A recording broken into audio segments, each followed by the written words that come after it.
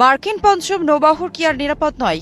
ইরানের ক্ষেপণাস্ত্র কি বদলে দিচ্ছে মধ্যপ্রাচ্যের শক্তির সমীকরণ? হরমুজ প্রণালী ঘিরে কি শুরু হতে যাচ্ছে নতুন সংকট? আর মধ্যপ্রাচ্যে মার্কিন ঘাঁটিগুলো এখন কতটা ঝুঁকিতে?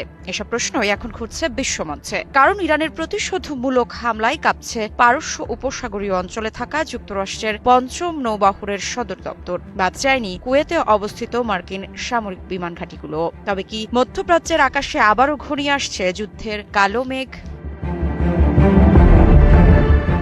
সাম্প্রতিক যুক্তরাষ্ট্রের পঞ্চম নৌবাহরের সদর দপ্তরকে লক্ষ্য করে হামলার দাবি ঘিরে নতুন করে উত্তপ্ত হয়ে উঠেছে পারস্য উপসাগরীয় অঞ্চল। প্রশ্ন উঠছে, এটি কি কেবল সতর্কবার্তা নাকি বড় ধরনের সংঘাতের সূচনা?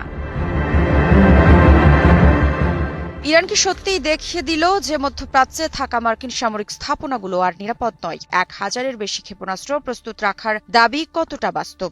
আর যদি হামলার পর হামলা চলতেই থাকে, তাহলে কি হরমুজ প্রণালীকে কেন্দ্র করে শুরু হতে পারে নতুন এক আঞ্চলিক যুদ্ধ?